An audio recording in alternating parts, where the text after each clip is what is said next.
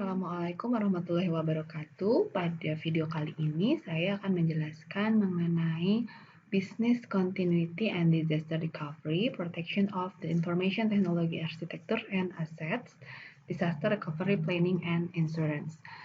Materi kali ini tujuannya adalah untuk agar kalian semua memahami bagaimana sih konsep Business Continuity Planning atau perencanaan kontinuitas layanan teknologi informasi. Karena teknologi informasi itu kan tidak terlepas dari berbagai resiko yang bisa menyebabkan teknologi informasi tersebut tidak dapat berjalan dengan optimal. Nah, oleh karena itu perlulah disusun bagaimana cara agar walaupun terjadi berbagai resiko atau ada kerusakan, ada bencana, teknologi informasi tersebut dapat tetap berjalan dengan baik, gitu ya. Kemudian sasaran yang kedua dari materi ini adalah bagaimana caranya agar kalian bisa memahami strategi pemulihan layanan teknologi informasi dalam disaster recovery plan atau rencana penanggulangan bencana. Jadi saya ulangi, teknologi informasi itu tidak terlepas dari berbagai resiko yang bisa menyebabkan teknologi informasi tersebut tidak dapat berjalan dengan baik. Resikonya bisa terjadi karena berbagai hal ya. Kalian ingat kembali beberapa penyebab terjadinya kerusakan atau resiko dalam teknologi informasi kan bisa disebabkan oleh bencana alam, oleh hal-hal yang disengaja oleh pihak-pihak yang tidak bertanggung jawab dan lain sebagainya. Nah, manajemen itu harus punya satu rencana untuk menanggulangi apabila resiko tersebut terjadi, apabila terjadi bencana, apabila ada hal-hal yang menyebabkan teknologi informasi tersebut tidak dapat berjalan dengan baik, begitu ya. Jadi harus ada rencana yang sudah disiapkan oleh manajemen agar walaupun terjadi bencana, teknologi informasi dapat tetap berjalan. Oke. Yang selanjutnya adalah kita akan membahas Business Continuity Plan-nya terlebih dahulu atau BCP ya.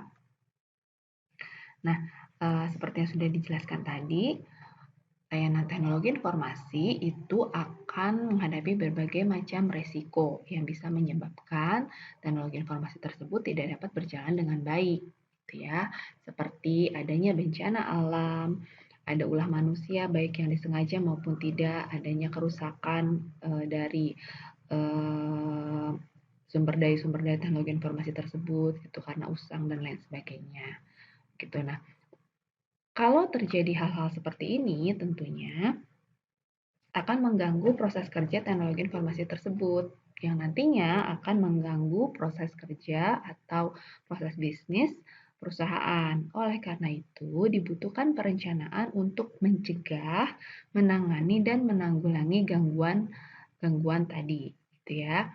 Jadi perencanaan ini untuk mencegah terjadinya berbagai macam bencana atau resiko, untuk bagaimana cara menanganinya nanti kalau ternyata memang terjadi resiko-resiko tersebut dan bagaimana menanggulangi gangguan tersebut untuk kedepannya seperti apa, gitu ya. Nah, dalam Business Continuity Plan ini ada 3 langkah besar. Yang pertama, manajemen harus membuat policy atau aturan atau prosedur bagaimanakah cara penanganan bencana. Oke, jadi jika bencana terjadi, misalnya ini ada bencana kebakaran, gitu ya. Nah, bagaimana cara menanganinya agar walaupun terjadi bencana kebakaran, tapi teknologi informasi tersebut dapat tetap berjalan dengan baik. Kemudian, yang berikutnya, manajemen itu harus menyusun strategi pemulihan layanan, begitu. Tentunya, sedikit banyak jika terjadi bencana itu akan mengganggu proses bisnis atau proses dalam pemakaian teknologi informasi, gitu ya. Nah, bagaimana caranya agar teknologi informasi itu bisa dapat cepat dipulihkan dan dapat digunakan kembali dengan cepat, itu harus sudah direncanakan dalam Business Continuity Plan. ini masuk ke dalam strategi pemulihan layanan. Kemudian, yang berikutnya yang harus dirancang dalam business continuity plan adalah strategi meminimalisasi dampak bencana. Oke, karena tadi bencana-bencana tersebut dapat mengganggu kerja teknologi informasi, tentunya akan ada dampaknya juga ya. Sedikit banyak akan ada dampaknya, misalnya proses bisnisnya menjadi terlambat, ada beberapa proses bisnis yang tidak dapat dikerjakan, gitu ya. Nah, dalam business continuity plan ini harus disusun juga bagaimana sih strateginya agar dampak tersebut tidak terlalu besar gitu. Ada sih ada, pasti akan ada dampaknya. Karena biar bagaimanapun proses yang tidak sempurna dilakukan pasti akan ada efek yang kurang baiknya gitu. Tetapi bagaimana caranya agar efek tersebut atau dampak tersebut tidak terlalu besar, ini harus disusun rencananya dalam business continuity plan. Oke, yang berikutnya ini adalah gambar dari fase penanganan bencana. Oke ya, jadi apabila terjadi bencana dalam yang terkait dengan teknologi informasi, bagaimanakah tahapannya, fase-fasenya. Yang pertama adalah ketika insiden itu terjadi atau bencana tersebut terjadi. Oke ya. Kemudian ketika bencana tersebut terjadi, maka akan ada notifikasi. Oke, notifikasi bahwa telah terjadi gangguan atau telah terjadi bencana. Oke, kemudian setelah manajemen mengetahui adanya bencana tersebut atau adanya gangguan tersebut, maka harus ada evaluasi kerusakan.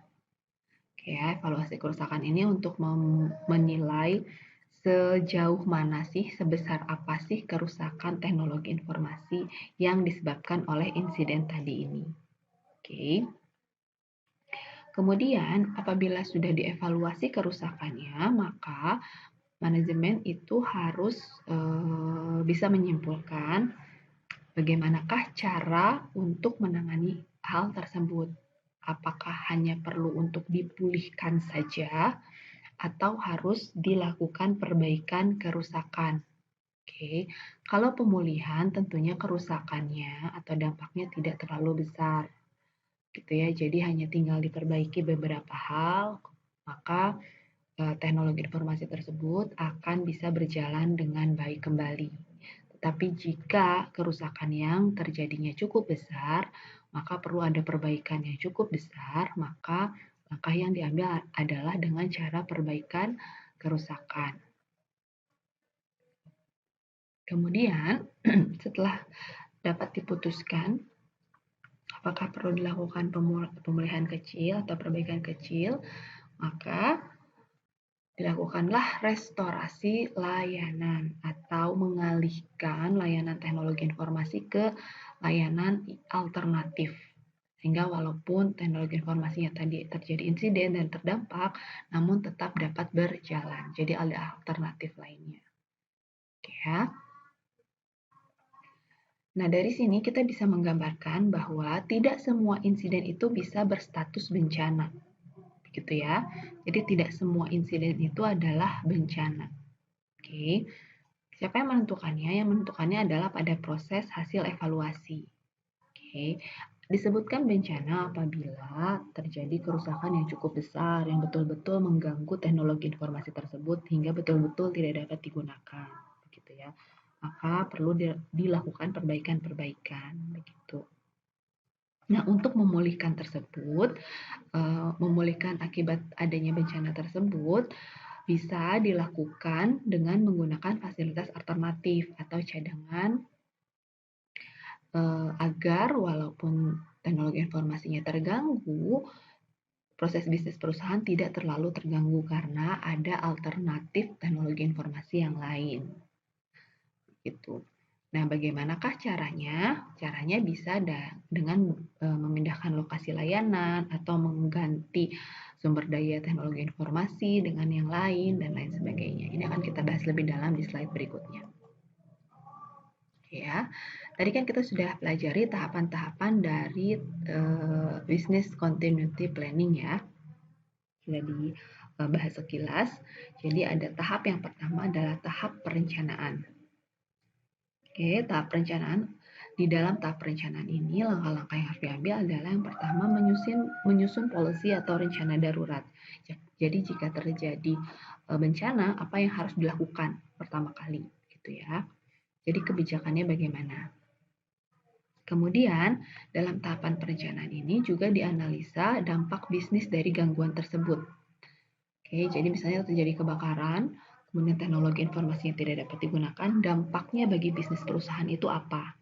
Misalnya dampaknya proses penjualan jadi terhambat, misal, atau misalnya proses pengiriman barang menjadi terhambat dan lain sebagainya. Ya. Kemudian setelah itu dalam tahapan perencanaan harus juga bisa diidentifikasi mekanisme pencegahannya. Misalnya jika bentuk bencananya adalah kebakaran. Nah, bagaimana sih cara mencegah agar tidak terjadi kebakaran? Tuh. Yang keempat, dalam tahapan perencanaan yaitu pengembangan strategi pemulihan layanan. Nah, apabila bencana telah terjadi, otomatis kan kegiatan bisnis, teknologi informasi juga sedikit banyak akan terdampak ya. Nah, oleh karena itu, dalam tahapan perencanaan ini juga harus disusun bagaimanakah cara memulihkan layanannya. Gitu ya. Jadi kalau misalnya di satu tempat teknologi informasinya terdampak karena kebakaran, ini harus ada cadangannya seperti apa. Gitu ya. Memulihkan agar proses bisnisnya bisa cepat kembali normal itu bagaimana? Ini adalah tahapan pengembangan strategi pemulihan layanan. Kemudian yang berikutnya adalah penyusunan prosedur penanganan situasi darurat. Oke, jadi kalau memang situasinya sangat darurat, bagaimanakah cara menanganinya? Jadi kalau ini adalah kebijakannya, kalau prosedurnya lebih ke teknisnya. Ya, sudah dirinci secara detail bagaimana. Misalnya kalau di sini ada policy untuk menghadapi bencana kebakaran misalnya. Apa yang harus dilakukan? Nah, kalau dalam prosedurnya maka teknik-teknisnya itu sudah diperinci misalnya di setiap gedung harus disediakan tabung pemadam kebakaran. Kemudian ada dirinci juga bagaimana cara menggunakan tabung pemadam kebakaran tersebut gitu. Jadi penyusunan prosedur ini lebih rinci daripada policy. Nah, setelah itu, setelah semua hal ini tersusun, maka harus dilakukan uji coba. Oke, uji coba ini dilakukan kepada pihak-pihak yang terlibat ya. Tentu saja kepada seluruh karyawan juga gitu, karena kan yang akan terdampak juga bisa jadi kepada seluruh karyawan juga. Jadi misalnya adakanlah kayak simulasi jika terjadi kebakaran gitu ya, itu namanya uji coba. Kemudian misalnya tadi akan ada di penyediaan salah satu prosedur dalam penanganan kebakaran misalnya ada disediakan tabung pemadam kebakaran. Nah, diuji cobakan apakah tabung pemadam kebakaran itu bisa digunakan dengan baik. Kemudian bagaimana apakah karyawan-karyawan tersebut bisa menggunakan tabung itu jika keadaan darurat dan lain sebagainya, gitu ya. Jadi ini adalah tahapan uji coba, tahapan pelatihan dan latihan prosedur darurat.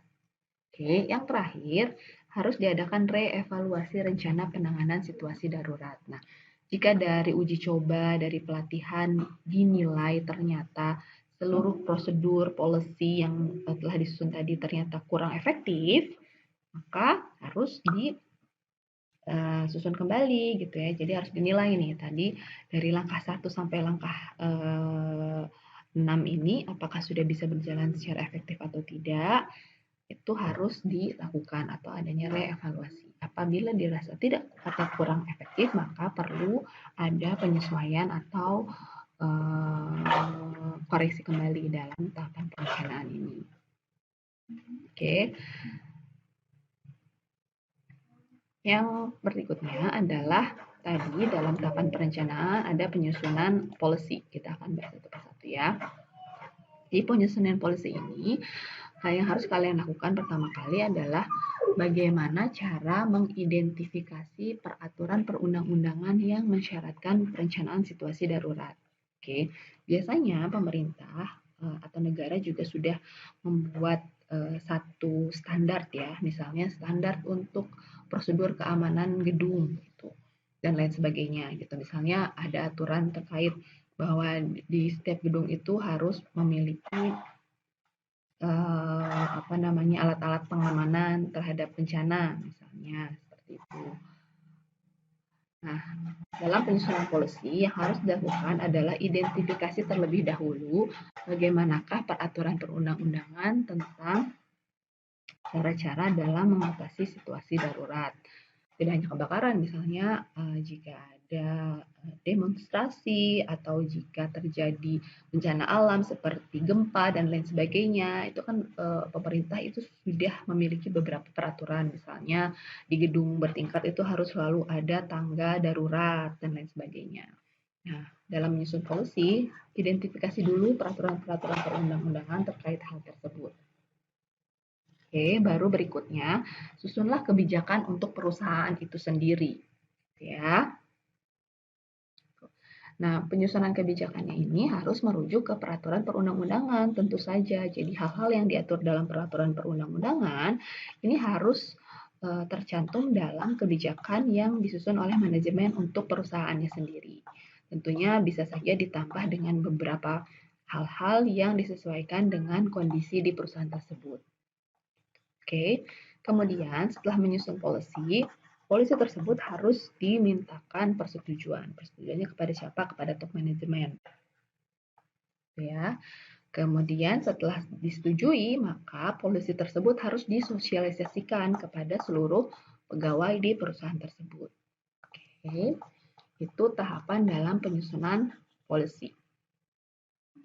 Kemudian dalam tahapan menganalisa dampak bencana terhadap bisnis, yang pertama yang harus kalian lakukan dalam menyusun analisa ini, identifikasi terlebih dahulu sumber daya teknologi yang vital. Oke, misalnya yang vital itu adalah server, gitu ya. Jadi kalian identifikasi mana saja sumber daya teknologi informasi yang vital atau yang penting, gitu ya. Yang apabila teknologi informasi itu terganggu, maka akan berdampak sangat besar kepada perusahaan. Oke, setelah mengidentifikasi sumber daya teknologi informasi yang vital, yang berikutnya adalah identifikasi dampak gangguan dan batas lamanya gangguan.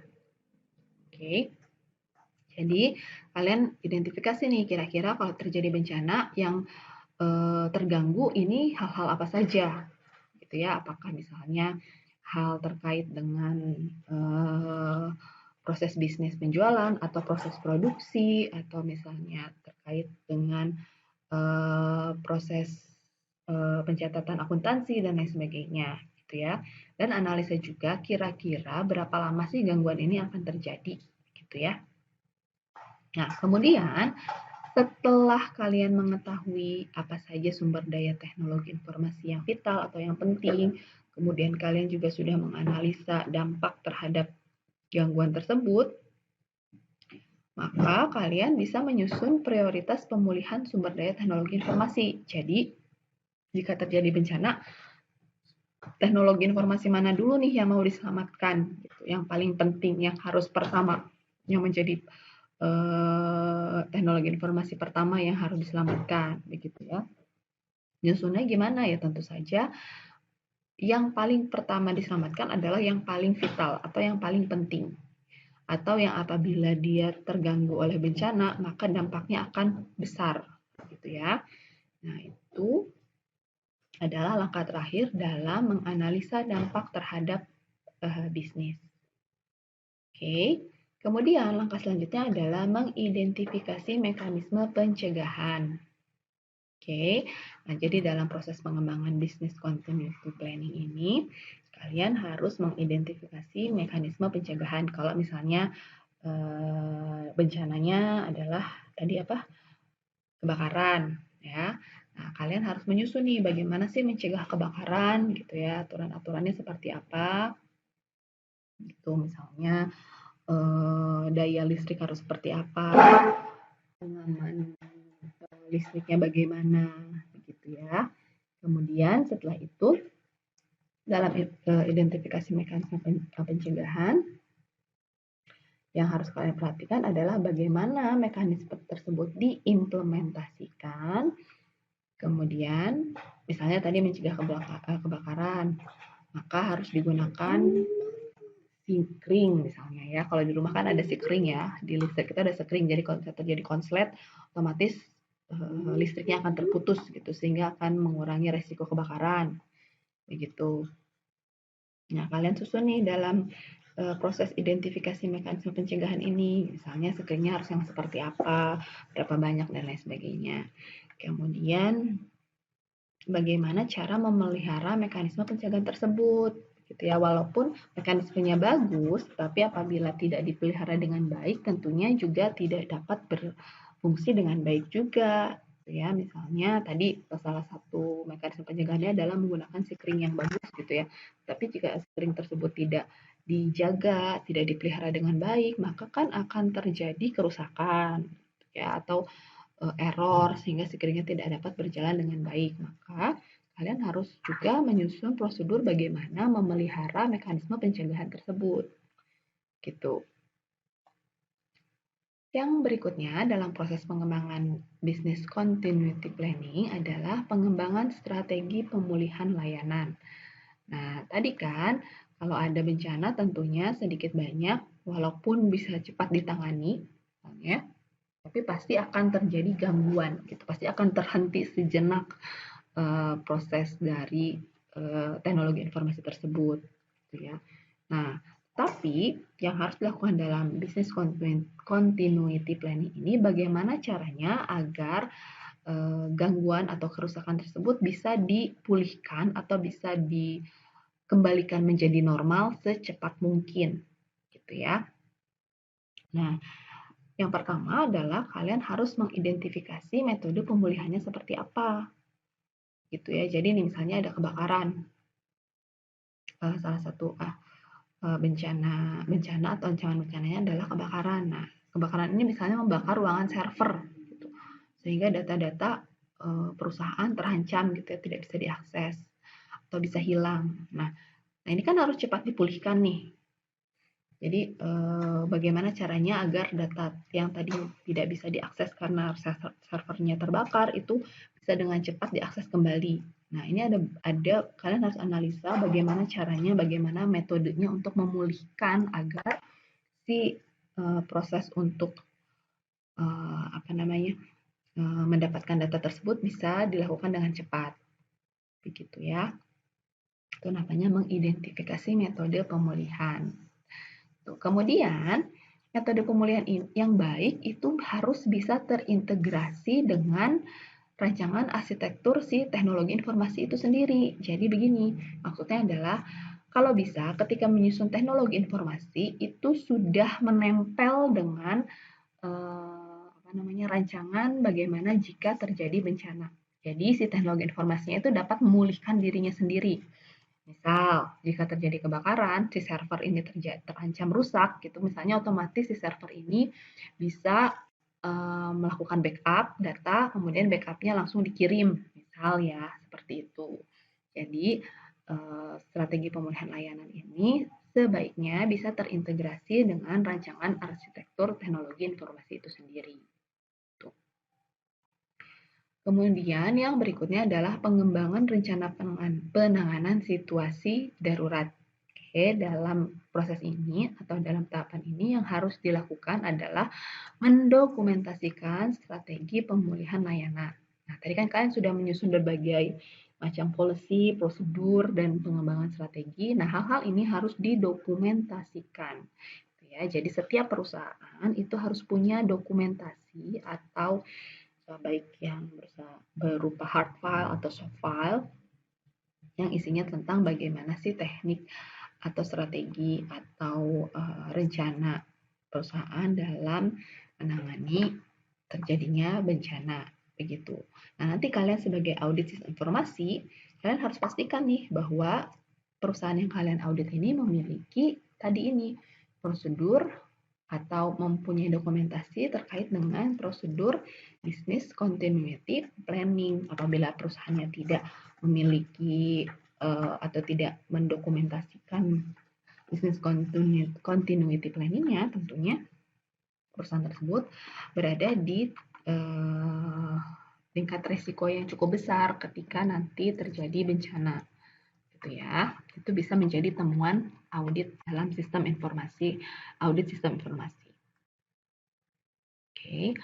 Kemudian yang berikutnya adalah proses pengembangan business continuity planning. Yang keenam adalah melakukan uji coba, pelatihan, dan latihan prosedur darurat.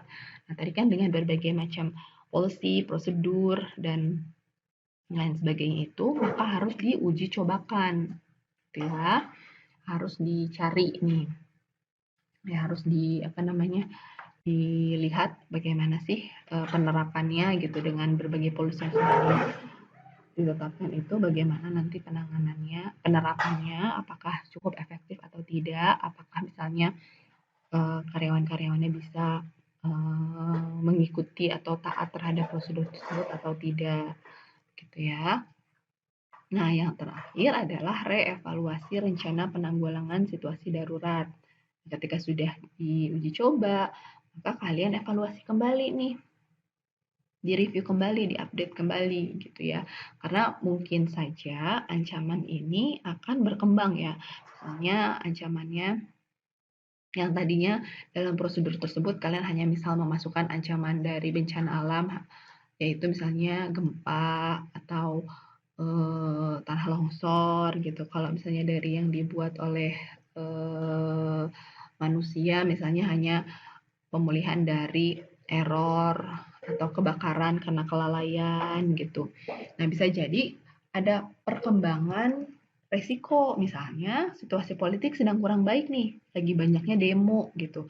Demo-demo ini juga kan akan mengancam teknologi informasi ya kan, karena bisa saja demo ini mengarah kepada perusahaan aset. Nah, sehingga yang tadi business continuity planning yang sebelumnya sudah disusun itu masih ada kurang bagaimana cara menangani atau mencegah kerusakan akibat demo. Nah, maka harus direview, harus diupdate si business continuity planning-nya.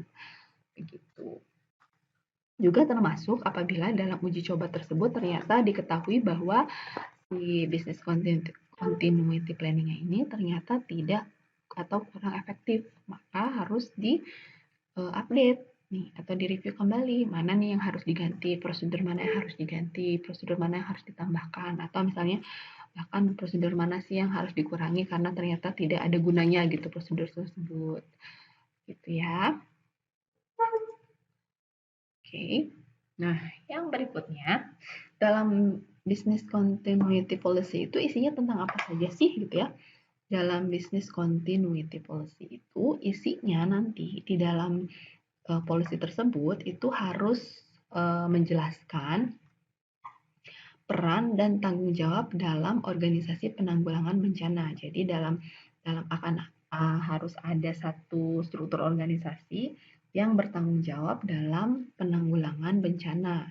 Ya, misalnya ada kepalanya atau ada ketuanya, kemudian ada bagian apanya begitu ya. Jadi dalam polisi tersebut harus menggambarkan siapa saja sih yang terlibat dalam penanggulangan bencana dan tugasnya apa saja. Misalnya ini ada kepala penanggulangan bencana, tugasnya adalah menjadi koordinator dalam penanggulangan bencana, misalnya. Kemudian dan lain sebagainya, banyak ya. Ini struktur organisasinya bagaimana? Struktur organisasinya disesuaikan dengan kondisi perusahaannya, begitu. Disesuaikan dengan kebijakan manajemen ya. Jadi dalam personel yang terlibat dalam penanggulangan bencana itu siapa saja dan apa saja perannya itu tergantung kondisi perusahaan, mereka membutuhkan apa saja, dan tergantung kebijakan manajemen. Tuh.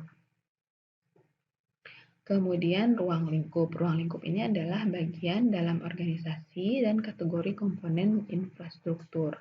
Jadi kan dalam satu organisasi atau perusahaan kan terdiri dari beberapa bagian ya. Nah, biasanya tidak seluruh bagian tersebut terlibat dalam proses penanggulangan bencana, gitu ya. Biasanya hanya diambil beberapa divisi atau bagian yang terlibat dalam operasi penanggulangan bencana. Memilihnya bagaimana? Memilihnya tentu saja bagian-bagian yang memang terkait dengan proses penanggulangan bencana tersebut, gitu ya. Kemudian yang berikutnya dalam policy ini harus dijabarkan juga kebutuhan sumber daya untuk penanggulangan bencana. Kemudian kebutuhan pelatihan personil yang ditunjuk sebagai tim untuk penanggulangan bencana. Kemudian harus dijelaskan juga jadwal uji coba dan latihan, kemudian jadwal reevaluasi rencana penanggulangan bencana dan lain sebagainya. Tuh. Kemudian dalam policy ini juga harus dilakukan klasifikasi insiden. Tadi di awal slide kan dijelaskan bahwa tidak semua insiden itu merupakan bencana, gitu ya. Tergantung hasil evaluasi. Gitu. Jadi biasanya jika dampaknya besar atau cukup signifikan, baru bisa dikategorikan bencana. Kalau tidak terlalu besar, tidak dikategorikan sebagai bencana. Gitu. Oke.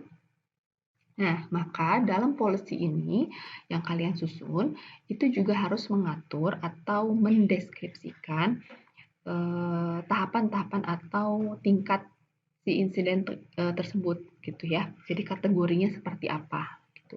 Apakah kategori ini termasuk kategori insiden yang besar atau tidak gitu. Nah, ketika sudah mengkategorikan jenis insiden tersebut, maka ditentukan juga bagaimana cara menanggulanginya. Apakah harus menerapkan seluruh prosedur dalam business continuity planning atau tidak gitu. Nah, jadi kan karena tidak seluruh insiden merupakan bencana, maka business continuity planning ini juga tidak bisa diterapkan di seluruh insiden. Oke, kalau insidennya bukan bencana, maka tidak perlu mengaktifkan atau menerapkan Business Continuity Planning atau BCP. Ya. Nah, bagaimana sih mengklasifikasikan insiden? Ini ada 4 klasifikasi dari insiden. Yang pertama adalah negligible atau biasa. Jadi insidennya ini biasa aja gitu ya. Kategorinya seperti apa atau syaratnya apa sehingga insiden tersebut bisa dimasukkan ke dalam kategori biasa, yaitu jika insidennya tidak menyebabkan kerusakan. Jadi misalnya kayak mati lampu gitu ya, atau aplikasinya crash error gitu, tapi tidak bisa merusak sumber daya teknologi informasi tersebut gitu, hanya terganggu beberapa saat saja, hanya misalnya tidak bisa digunakan beberapa saat saja, tapi setelah itu bisa digunakan kembali dengan normal gitu. Itu namanya insiden yang biasa atau kategori biasa, kategori negligible. Oke. Kemudian klasifikasi insiden yang berikutnya adalah klasifikasi insiden minor atau kecil. Nah, kalau klasifikasi insiden kecil ini ada kerusakan, tapi kerusakannya itu nggak bikin kerugian gitu. Tapi jadi kerusakannya tidak terlalu besar dan tidak berdampak kerugian yang cukup besar. Gitu ya. Misalnya nih komputernya rusak. Tiba komputernya rusak karena misalnya ada petir gitu ya, tersambar petir, komputernya rusak. Memang kan ada rugi ya, karena kenapa? Karena perusahaannya kan harus mengganti atau menservis komputer tersebut, tetapi tidak terlalu besar kan, hanya mengganti satu komputer misalnya atau hanya mengeluarkan biaya servis, setelahnya bisa berjalan dengan normal begitu. Kemudian karena hanya itu saja yang terjadi, hanya satu komputer saja, proses bisnis perusahaan tersebut juga tidak terganggu. Itu namanya atau kita bisa mengklasifikasikan dalam insiden minor atau kecil. Kemudian yang berikutnya dalam klasifikasi insiden adalah insiden yang major atau besar. Jadi insiden bisa dikatakan major jika ada kerusakan yang berdampak kepada kerugian bisnis. Jadi insidennya dampaknya besar dan perusahaan itu rugi secara bisnis. Tuh. Kemudian ada yang paling parah dalam insiden itu adalah krisis. Jadi kerusakannya ini berdampak kerugian besar, kemudian mengancam kelangsungan bisnis dan dapat mengganggu sistem yang lain atau pihak ketiga. Ini namanya krisis. Jadi dampaknya itu tidak hanya untuk perusahaan yang terkena insiden saja, tetapi juga bisa mengganggu perusahaan yang lain. Gitu. Misalnya ya, ada satu perusahaan produsen satu barang gitu. Kemudian produsen satu barang itu terdampak bencana, misalnya bencananya kebakaran, seluruh pabriknya terbakar, kemudian seluruh teknologi informasinya juga rusak, begitu ya, sehingga proses bisnisnya terhenti. Karena proses bisnisnya terhenti ini, maka si perusahaan tersebut terancam bangkrut, begitu. Kemudian ada beberapa perusahaan yang misal pasokan untuk bisnis mereka bergantung dari perusahaan yang tadi kebakar ini. Misalnya adalah perusahaan ini adalah perusahaan apa ya? Perusahaan kulit misalnya ya. Kulit yang digunakan untuk membuat sepatu, tas, seperti itu misalnya. Karena perusahaan ini kebakar dan bangkrut, maka ada pengrajin-pengrajin sepatu yang terancam. Karena kenapa? Karena dia nggak punya pasokan kulit untuk dijadikan sepatu, dijadikan tas, sehingga bisnisnya dia juga terancam. Dia nggak bisa produksi. Ketika tidak bisa produksi, otomatis dia tidak bisa menjual, tidak bisa mendapatkan laba. Itu. Nah, ini namanya krisis. Jadi, kerusakannya itu besar dan bisa mengancam kelangsungan bisnis perusahaan itu sendiri, juga perusahaan-perusahaan lain atau organisasi lain yang bersangkutan dengan perusahaan tersebut. Oke, jadi itu tadi klasifikasi insiden, ada 4. Ada yang biasa atau negligible, ada yang minor, major, dan krisis. Oke, nah setelah kita mengklasifikasikan insiden, maka kita bisa memutuskan apa nih yang harus dilakukan, gitu ya. Tindakan apa nih? Apakah kita harus mengaktifkan tadi business continuity planning itu, atau hanya sekedar melakukan perbaikan-perbaikan kecil, nggak usah seluruh prosedur BCP diaktifkan, atau bagaimana, gitu ya. Ini ada tabelnya. Kita mulai dari yang paling bawah, dari klasifikasi insiden, yaitu klasifikasi insiden yang biasa. Levelnya itu level 0 ya. Kalau yang biasa seperti ini, biasanya lama gangguannya itu tidak teridentifikasi, jadi nggak terlalu lama lah, paling dalam hitungan menit gitu ya. Maka yang perlu dilakukan, misalnya nggak perlu dilakukan perbaikan apapun, hanya mencatat saja, oh misalnya ada mati listrik nih jam segini gitu ya, jam 14 atau jam 2 siang, berapa lama gitu. Dan monitor misalnya nih mati listriknya sampai kapan ya kira-kira gitu. Tidak ada perlu tindakan business continuity planning, nggak perlu ada tindakan perbaikan gitu. Nah, misalnya yang berikutnya ada kategori minor, levelnya di level 1. Nah, jadi ada insiden. Nah, untuk minor ini juga dibagi 2 level 1 dan 2. Kalau level 1, gangguannya itu kira-kira hanya 30 menit. Jadi kalau misalnya ada insiden, kemudian bisa mengganggu kerja sistem teknologi informasi selama setengah jam, itu masuk ke dalam level kategori minor di level 1. Gitu ya. Apa yang harus dilakukan oleh manajemen? Ya hanya perbaiki. Jadi perbaiki ini di mana sih yang rusak atau terganggu akibat insiden tersebut. Gitu ya. Di level 2 minor itu apabila lama gangguannya 1 jam. Gitu ya. Tindakannya apa? Perbaiki saja. Jadi perbaiki apa sih bedanya Bu perbaiki dengan BCP gitu ya. Kalau BCP itu seluruh prosedur dalam business continuity planning yang sudah kalian susun nih di awal itu harus diterapkan seluruhnya. Kalau hanya memperbaiki kan hanya memperbaiki sebagian kecil saja yang memang terdampak atas insiden tersebut. Jadi tidak perlu keseluruhan. Gitu ya. Kemudian di major. Major ini levelnya ada 3 level. Level 3, 4, dan 5. Ya, major ini kalau di level 3 itu jika lama gangguan dari insiden tersebut adalah 2 jam. Nah, tindakannya masih perbaiki. Ya.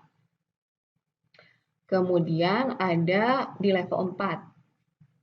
Lama gangguannya 4 jam. Jadi masuk level 4 kalau lama gangguannya adalah 4 jam. Tindakan yang perlu dilakukan oleh manajemen adalah memperbaiki atau restorasi. Restorasi itu mengganti, ya. Jadi perbaiki yang terkena dampak atau yang rusak akibat insiden atau menggantinya. Oke, ada major di level 5 itu apabila lama gangguannya 6 jam. Jadi kalau ada insiden yang bisa menyebabkan terganggunya teknologi informasi selama 6 jam, maka nah ini harus dilakukan tindakan antisipasi BCP.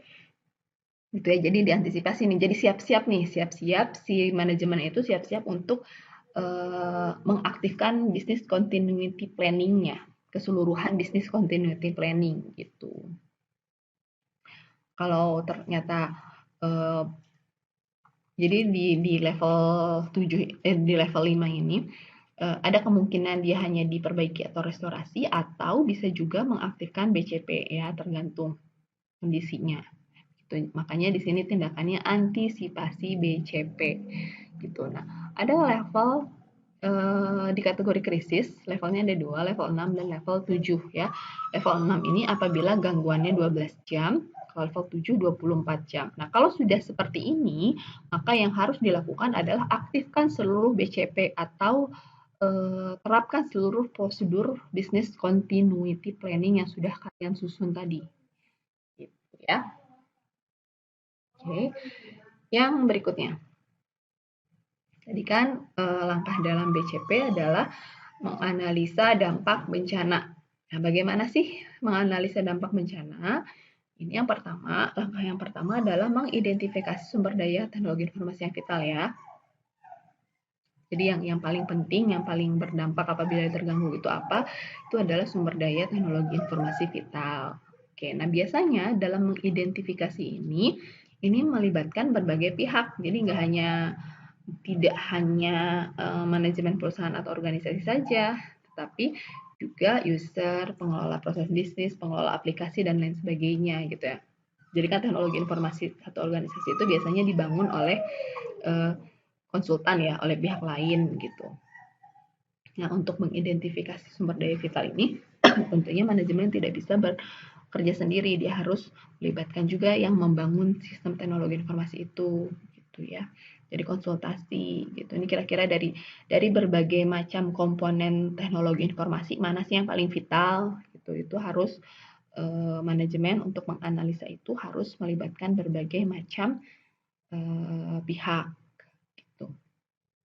Oke, setelah itu di ranking atau diurutkan ya proses bisnis mana yang paling vital atau paling berdampak. Nah, biasanya di penilaian tersebut berdasarkan nilai strategisnya yang tadi, apakah ketika yang paling vital adalah yang paling besar dampaknya, yang paling bisa menimbulkan kerugian bagi perusahaan, gitu ya. Nah, itu di ranking.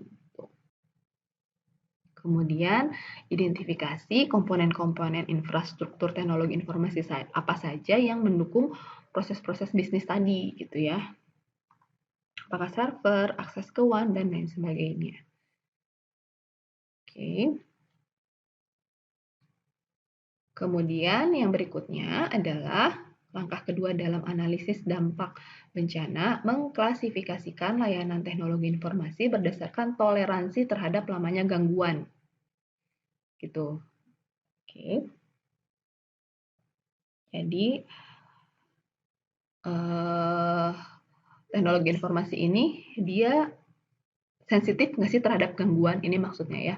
Jadi kalian harus klasifikasikan teknologi informasi ini sensitif nggak sih terhadap gangguan, misalnya gangguannya tadi mati lampu gitu.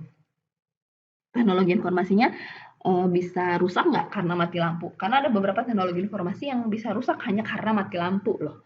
Gitu. Makanya kalian kelompokkan nih mana saja teknologi informasi yang yang sensitif terhadap gangguan gitu. Nah, ini bisa dikategorikan dalam 4 kategori. Yang pertama adalah critical. Kritikal apabila layanan tidak dapat dijalankan tanpa fasilitas yang identik, apalagi manual, dan biasanya biaya interupsinya sangat mahal gitu.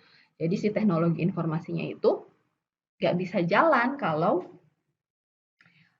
teknologi informasinya rusak, betul-betul nggak bisa jalan. Ya, itu namanya critical. Jadi dia sangat sensitif terhadap gangguan. Kemudian vital.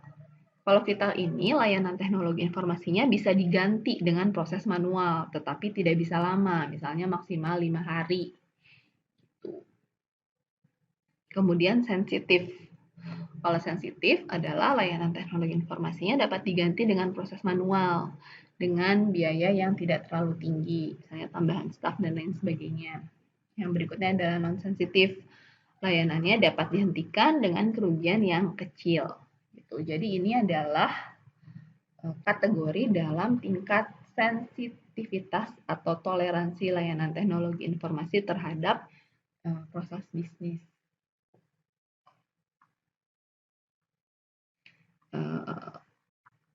Contohnya misalnya kalau yang kritikal,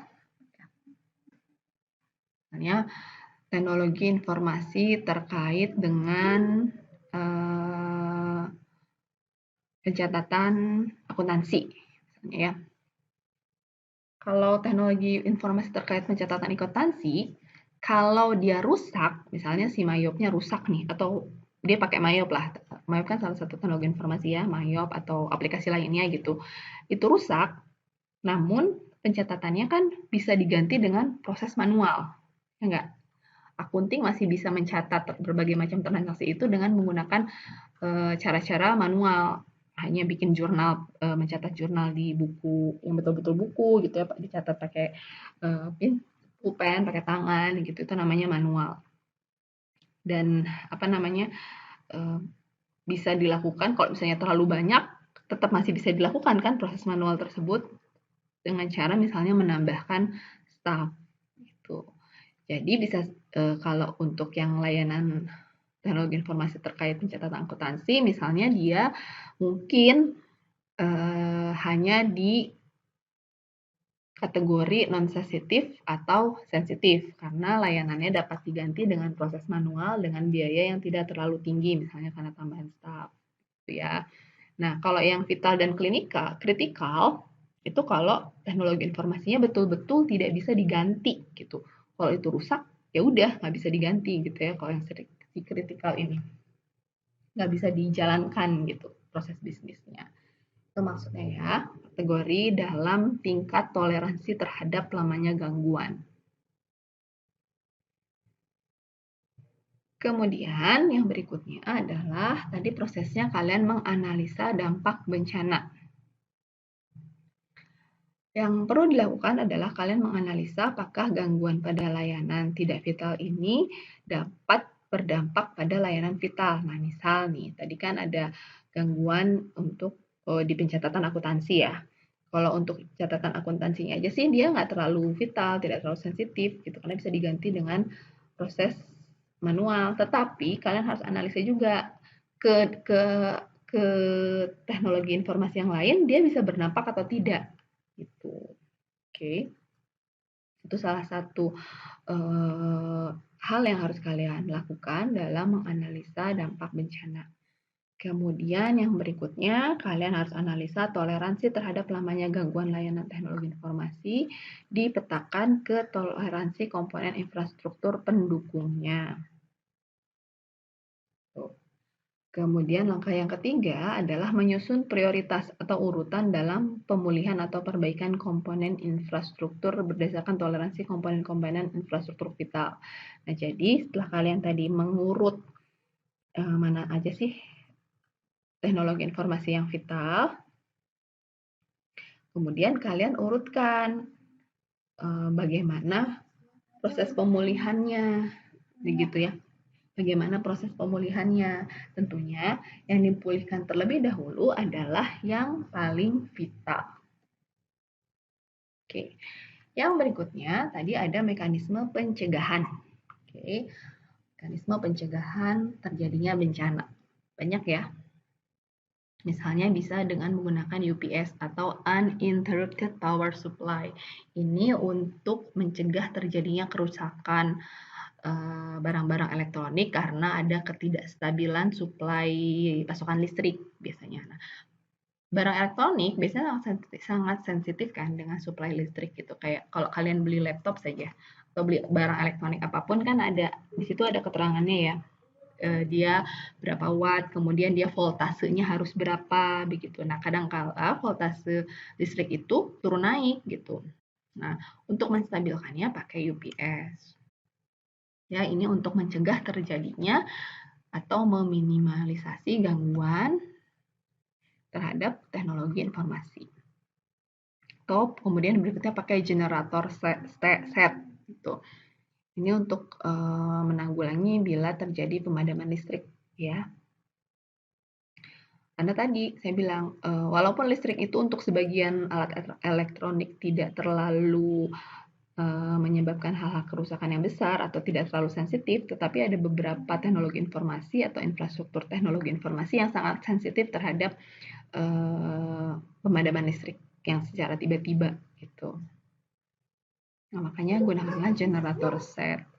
Kemudian AC dengan kapasitas berlebih. Ini untuk menanggulangi ketidakstabilan suhu ya, terutama untuk penyimpanan infrastruktur teknologi informasi yang sangat sensitif dengan suhu seperti ruangan server. Kan ruangan server itu dia harus sangat dingin gitu. Nah, makanya AC yang digunakan di ruangan server itu harus diupayakan AC-AC yang kapasitasnya besar tuh ya. Kemudian misalnya ada fire hydrant atau suppressor. Fire hydrant itu tabung pemadam kebakaran gitu ya. Ini untuk mencegah terjadinya kebakaran. Jadi untuk mencegah terjadi kebakaran yang besar ketika misalnya kan pemadam kebakaran itu kan tidak mungkin langsung besar ya. Pasti kan harus ada yang kecilnya dulu, api kecilnya dulu, baru dia merembet, baru menjadi besar. Nah, untuk mencegah terjadi kebakaran yang besar, maka sediakanlah fire hydrant di beberapa titik di gedung. Jadi, ketika ada kebakaran, si pegawai di sana atau orang-orang di sana itu bisa menggunakan tabung pemadam itu dengan cepat gitu. Jadi si apinya tidak terlalu besar, tidak sempat menjalar dan terjadi kebakaran yang besar. Kemudian yang berikutnya adalah detektor asap atau api. Tuh. Nah, ini juga untuk mencegah terjadinya kebakaran besar. Kemudian sensor kelembapan atau air. Kemudian penyimpanan media tahan api dan kedap air ini juga untuk mencegah terjadinya kerusakan barang-barang elektronik ya. Disimpannya di tempat-tempat yang tahan api dan kedap air. Kemudian ada tombol emergency shutdown. Nah, ini untuk beberapa infrastruktur teknologi informasi itu harus dilengkapi dengan prosedur atau cara bagaimana mematikan alat tersebut dengan cepat gitu. Karena kan sebetulnya alat-alat elektronik, alat-alat teknologi informasi itu seharusnya ketika melakukan untuk dimatikan atau dihentikan pemakaiannya itu kan harus sesuai prosedur. Untuk laptop saja kan kita harus mematikan laptop itu ada prosesnya ya. Tutup dulu berbagai aplikasi yang kalian sudah gunakan, kemudian pilih menu untuk shutdown gitu, baru dia akan mati. Nggak boleh kalian langsung pencet tombol powernya, itu akan bisa sih bisa, tapi lama-kelamaan akan rusak laptopnya gitu. Nah, tapi untuk menangani bencana, kalian bayangkan misalnya terjadi kebakaran atau gempa, mau nunggu mematiin laptop sampai sesuai tahapan yang baik itu kan menimbulkan resiko ya. Nanti keburu kebakarannya besar, nanti personilnya terjebak di gedung tersebut, terjadi korban jiwa atau keburu gedungnya runtuh gitu. Nah, makanya perlu ada emergency shutdown gitu ya. Kemudian tempat penyimpanan medianya di offsite. Jadi offsite itu di luar site gitu. Jadi perusahaan itu harus punya cadangan atau backup terkait dengan teknologi informasi yang bisa dijadikan pengganti apabila terjadi bencana gitu ya, yang posisinya di luar dari posisi saat ini gitu. Sehingga apabila di posisi saat ini terjadi bencana, proses bisnis dapat tetap berlangsung atau dilanjutkan atau dialihkan ke di posisi yang lain atau di tempat yang lain tersebut gitu ya. Kemudian harus ada backup rutin dan sering. Jadi terkait dengan data-data itu harus backupnya harus rutin ya. Jadi dalam policy atau dalam prosedur yang business continuity planning yang sudah kalian susun itu harus disebutkan juga kan berapa lama sih backup. Jadi setiap berapa lama sih perusahaan harus membackup data dan lain sebagainya gitu. Oke. Ini tadi mekanisme pencegahan atau cara untuk meminimalisasi terjadinya dampak akibat insiden atau bencana. Oke. Nah, untuk memulihkan bencana, untuk menyusun proses menanggulangi bencana tentunya memerlukan waktu ya. Untuk memutuskan gitu kalian bagaimana cara memulihkan bencana atau akibat dari bencana itu tentunya perlu waktu dan biaya gitu. Kan alternatif untuk memulihkan bencana itu banyak ya. Seperti misalnya kalau komputernya terkena rusak karena terkena sambaran petir misalnya ya. Kan untuk memulihkan komputer itu alternatifnya banyak. Bisa dengan menservis atau ganti seluruhnya gitu, atau udahlah laptopnya atau komputernya diganti aja semuanya gitu. Itu kan ada beberapa alternatif untuk melakukan pemulihan dari bencana. Oke, tetapi tentu saja konsekuensinya adalah terkait dengan biaya dan waktu gitu. Semakin cepat, kalau misalnya tadi komputernya rusak, mau diservis, pasti kan membutuhkan waktu yang lama ya. Kalau dia ganti dengan komputer baru, relatif lebih cepat, tinggal beli aja lagi komputer yang baru gitu. Nah, tetapi semakin cepat penanggulangan bencana, biasanya biayanya juga akan semakin tinggi. Ya kan? Biaya servis itu akan lebih murah daripada biaya mengganti atau membeli baru gitu. Nah, jadi bagaimana sih perusahaan harus memutuskan yang mana? Apakah dia mengganti misalnya, apakah dia mengganti atau menservis saja atau prosedur lainnya. Jadi dari berbagai macam prosedur penanganan bencana, perusahaan itu harus memilih yang paling efektif, baik dilihat dari segi biaya maupun dari segi waktu. Oke. Nah, biasanya semakin cepat waktu penanggulangan, maka biayanya akan semakin besar. Ya, semakin lama waktu penanggulangan, biayanya akan semakin rendah. Gitu ya. Nah, kalian harus cari titik tengahnya. Nih. Jadi, waktunya tidak terlalu lama, biayanya juga tidak terlalu besar. Gitu ya.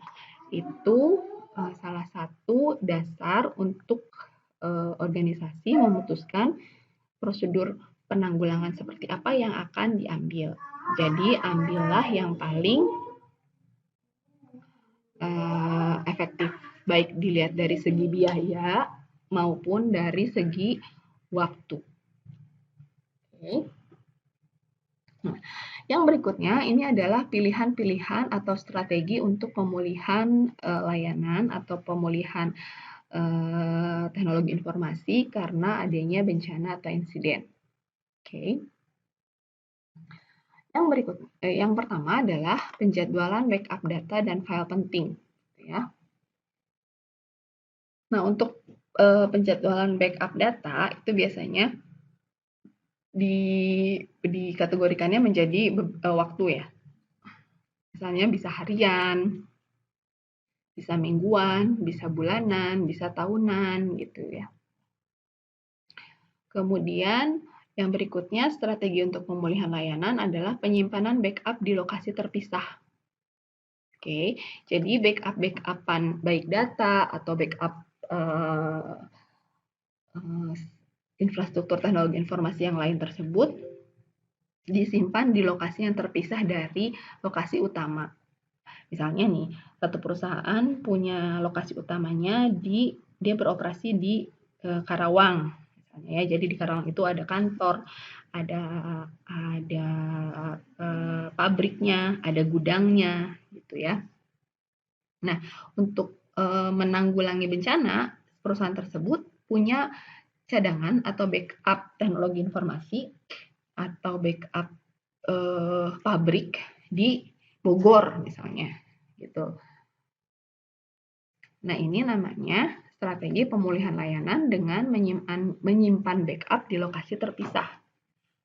Oke, kriterianya seperti apa untuk bisa melakukan backup seperti ini? Yang pertama, lokasinya itu harus terpisah secara geografis. Oke, bebas bencana. Jadi kan yang satu tadi di Karawang ya, satu di Bogor. Bisa aja harusnya lebih jauh lagi. Misalnya yang satu di mana ya? Di Jogja misalnya. Jadi ketika misalnya yang di Karawang terjadi bencana, kan kalau di Bogor dan di Jogja kemungkinan besarnya dia tidak terkena bencana ya. Jadi terpisahnya secara geografis. Kemudian memiliki fasilitas keamanan atau akses kontrol. Jadi yang di Jogja atau di Bogor itu juga harus dilengkapi dengan fasilitas keamanan. Kemudian memiliki fasilitas penyimpanan bebas gangguan. Kemudian yang tidak kalah penting tadi, biaya dan waktunya itu juga paling efektif. Begitu. Oke, jadi itu adalah salah satu kriteria atau hal-hal yang harus dipenuhi untuk memilih backup di lokasi terpisah.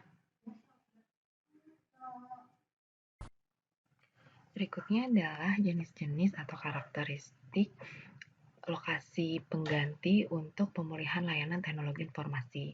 Tadi sudah dijelaskan, salah satu cara untuk menangani terjadinya bencana adalah memindahkan lokasi dari infrastruktur teknologi informasi.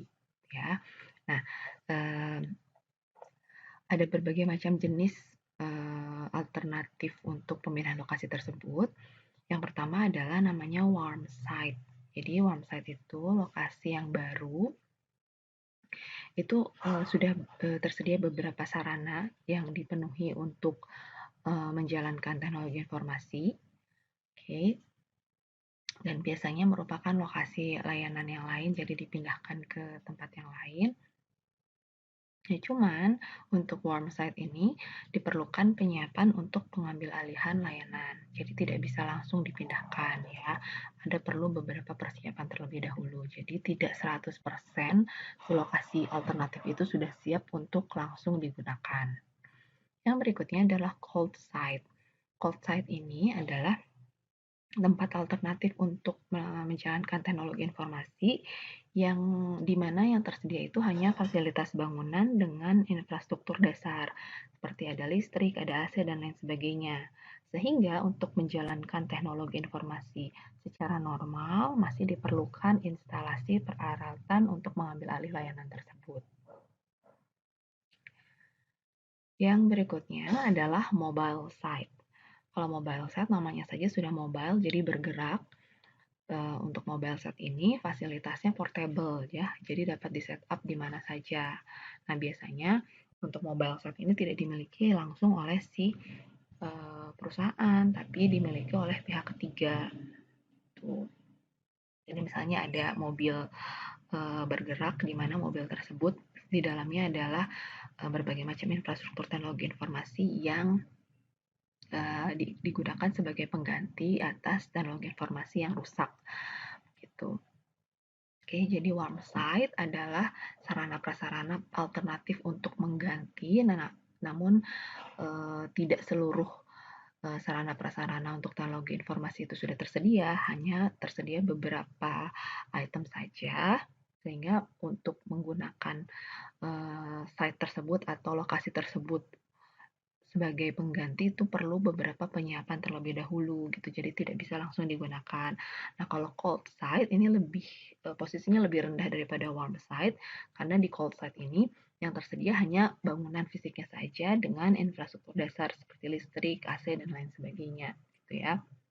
Ini akan membutuhkan waktu yang lebih lama agar si site ini atau si lokasi ini bisa dijadikan alternatif untuk menjalankan teknologi informasi. Yang berikutnya adalah mobile site. Mobile site itu lokasi yang bisa berpindah-pindah bersama mobile, biasanya mungkin ada di berbentuk apa namanya mobil dan lain sebagainya. Kalau kalian pernah melihat ada bank berjalan atau kantor pos berjalan gitu ya, kira-kira seperti itu bentuknya. Atau kalian pernah lihat mobil wartawan di salah satu stasiun televisi gitu yang sedang mengejar berita di lapangan, kan ada mobil yang ada pemancarnya dan lain sebagainya. Itu kurang lebih seperti itu bentuknya ya. Jadi fasilitas portable yang bisa di-setup di mana saja. Nah, tapi biasanya ini tidak dimiliki oleh perusahaannya langsung, tetapi ada dimiliki oleh pihak ketiga. Kenapa? Karena biasanya mahal. Ini mahal ya untuk mobile site ini pengadaannya. Dan karena mahal itu biasanya makanya dia menyewa ke pihak ketiga. Nah, yang berikutnya, karakteristik yang berikutnya adalah mirror atau dual site. Nah, kalau mirror atau dual site ini fasilitasnya sangat identik dengan fasilitas yang asli, fasilitas utamanya. Jadi tempat atau lokasi teknologi informasi yang cadangan ini betul-betul dirancang sesuai dengan kondisi teknologi atau tempat teknologi informasi yang utama gitu, yang rusak, yang terkena bencana gitu ya. Sehingga fasilitas identik ini betul-betul seperti replikasi data real time gitu. Nah, untuk yang mirror atau dual site ini penggunaannya bisa langsung digunakan karena semuanya sudah mirip kan, sudah terancang dengan betul-betul mirip dengan yang teknologi informasi, fasilitas teknologi informasi yang utama. Jadi ketika yang utama ini rusak, si layanan teknologi informasinya bisa langsung dipindahkan ke mirror atau dual site ini gitu. Jadi pengambil alihannya atau penggunaan si mirror atau dual site ini bisa dilakukan setiap saat gitu ya.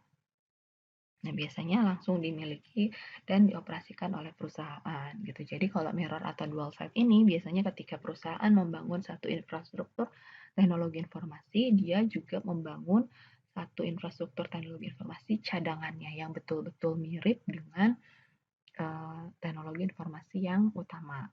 Gitu. Sehingga ketika yang utama ini rusak, bisa langsung dialihkan. Itu tidak membutuhkan waktu yang lama, tidak seperti warm site dan cold site. Gitu ya. Yang berikutnya adalah hot site. Kalau hot site adalah fasilitas cadangan yang sudah dilengkapi dengan hardware, infrastruktur, dan staff, sehingga proses untuk menggunakan si fasilitas cadangan ini bisa langsung digunakan ketika BCP diaktifkan gitu, ketika si prosedur untuk pemulihan layanan teknologi informasi ini diaktifkan. Oke, jadi kita ulangi ya. Dari yang paling siap untuk digunakan berarti adalah bentuk lokasi atau alternatif mirror atau dual site. Karena mirror atau dual site ini betul-betul sudah disediakan sejak awal dan sangat mirip dengan infrastruktur teknologi informasi utamanya. Yang berikutnya adalah hot site. Kalau hot site ini, fasilitas cadangannya sudah dilengkapi hardware, infrastruktur, dan staff, tetapi tidak begitu mirip dengan si teknologi informasi yang utama gitu ya. Namun bisa langsung digunakan ketika BCP diaktifkan. Oke. Nah, di level yang berikutnya baru warm site. Kalau warm site, si lokasi alternatif ini sudah tersedia beberapa sarana dan prasarana, namun belum lengkap. Sehingga untuk menggunakan lokasi alternatif ini masih diperlukan beberapa proses penyiapan gitu. Jadi tidak bisa langsung digunakan. Nah, kemudian yang paling rendah adalah cold site. Nah, cold site ini yang tersedia atau yang tersedia itu hanya lokasinya saja, hanya fasilitas bangunannya saja dengan infrastruktur dasar seperti listrik, AC dan lain sebagainya. Jadi untuk menggunakan si fasilitas cadangan cold site ini betul-betul perlu penyiapan yang lumayan memerlukan waktu gitu ya. Karena perlu instalasi berbagai peralatan lagi itu. Nah, yang terakhir adalah mobile site. Kalau mobile site ini fasilitas yang portable, tadi bisa di setup di mana saja gitu ya. Jadi tidak perlu ada satu tempat yang tetap untuk mengganti si fasilitas infrastruktur teknologi informasi yang rusak gitu. Oke, jadi saya ulangi. Untuk pemulihan layanan di lokasi alternatif yang paling siap berarti yang bisa langsung digunakan berarti atau yang paling ideal adalah jenis yang mirror atau dual site. Kemudian yang berikutnya adalah hot site, yang berikutnya warm site, yang paling terakhir cold site dan ada juga alternatif mobile site.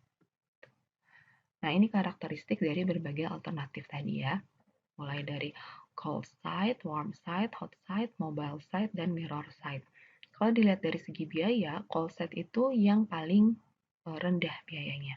Kenapa rendah? Tentu saja karena karakteristik cold site adalah dia hanya menyediakan fasilitas dasar kan, hanya ada bangunannya dan beberapa fasilitas dasar seperti listrik dan AC, begitu ya. Nah, semakin siap fasilitas pengganti atau cadangan tersebut digunakan, maka biayanya di sini kita lihat semakin tinggi ya. Untuk cold site ini biayanya rendah, warm site medium. Untuk hot site bisa medium, bisa tinggi. Untuk mobile site itu tinggi, mahal, makanya jarang dimiliki oleh perusahaan, tapi menyewa. Sedangkan mirror site tentu saja biayanya tinggi karena dia merupakan betul-betul replikasi dari infrastruktur teknologi informasi yang utama. Nah, kalau untuk hardware, penyediaan hardware, untuk di cold site tentu saja tidak ada. Karena kan tadi karakteristik cold site adalah dia hanya menyediakan sarana prasarana dasar, hanya gedung dan beberapa sarana prasarana dasar seperti listrik dan AC. Gitu ya. Untuk hardware warm site hanya sebagian. Kalau hot site itu sudah full, jadi sudah dilengkapi dengan full hardware. Untuk mobile site itu tergantung bagaimana keinginan atau ketersediaan di penyedia gitu, apakah dia sudah dilengkapi hardware atau tidak. Itu kalau full site berarti apalagi full site ini pasti full karena dia adalah replikasi dari infrastruktur teknologi informasi yang utama gitu. Nah, untuk sarana komunikasi untuk cold site itu tidak ada karena dia memang belum dilengkapi oleh berbagai macam sarana prasarana penunjang teknologi informasi.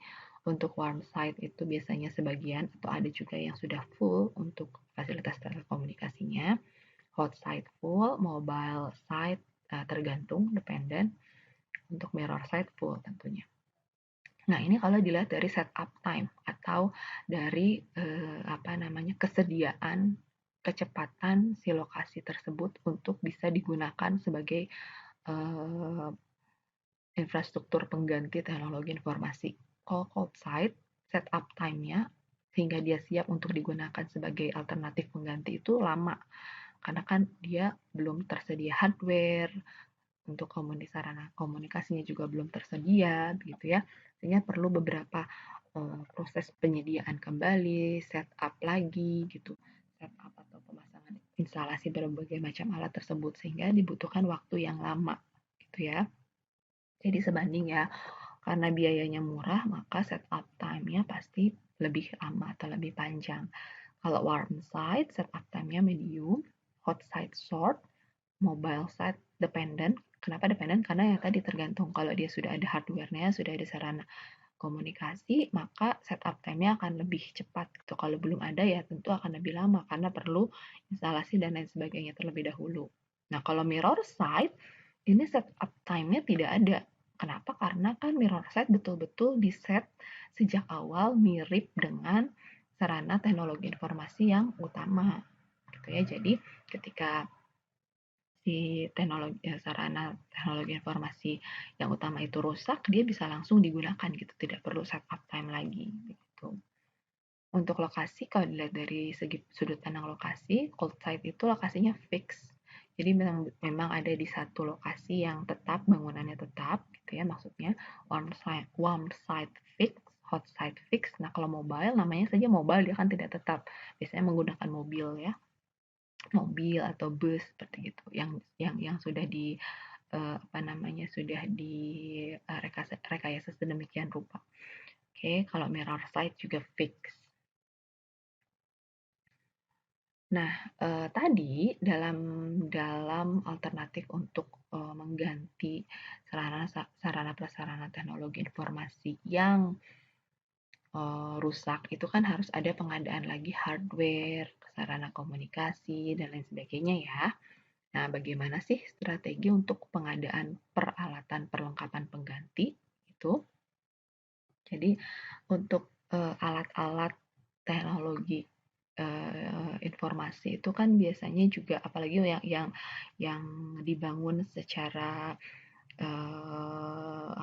pesanan khusus yang disesuaikan dengan kondisi perusahaan, jadi yang custom gitu ya, sarana prasarana teknologi informasinya dipesan custom dari pihak penyedia, itu kan tidak bisa langsung tersedia ya, begitu, begitu sarana prasarana teknologi informasi utamanya rusak, menggantinya kan biasanya tidak langsung tersedia gitu, kalau misalnya belum disediakan sejak awal. Nah, jadi bagaimana sih cara untuk mensiasati kondisi tersebut? Biasanya si perusahaan itu bisa yang pertama mengadakan kontrak perjanjian dengan vendor. Jadi di sejak awal perusahaan misalnya memesan sarana prasarana teknologi informasi kepada vendor, dia juga dalam kontrak itu sudah disebutkan juga bagaimana jika nanti ke depannya terjadi kondisi darurat, ada bencana dan kerusakan lain sebagainya, begitu ya. Bagaimana perlakuan atau layanan dari si vendor tersebut gitu. Nah, biasanya yang paling aman ada perjanjian bahwa vendor itu akan memberikan layanan perbaikan secara prioritas, jadi diutamakan gitu si perusahaannya. Jika dalam keadaan darurat. Jadi kalau ada darurat, perusahaan perlu beberapa perbaikan atau perlu beberapa pengadaan barang baru, si vendornya harus mendahulukan permintaan perusahaan tersebut, gitu ya. Atau yang berikutnya, strategi berikutnya, perusahaannya membeli dan simpan cadangan di gudang.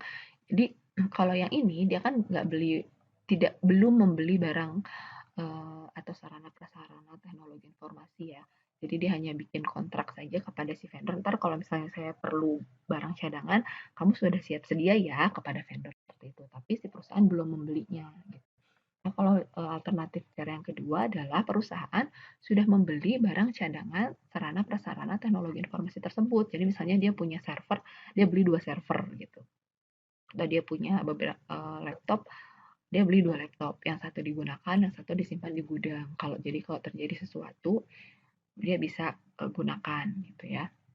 Namun kelemahannya untuk strategi ini investasinya besar karena kan berarti otomatis dia mengeluarkan biaya 2 kali lipat gitu ya. Dan ada resikonya juga teknologinya kadaluarsa. Teknologi informasi itu perkembangannya sangat cepat ya.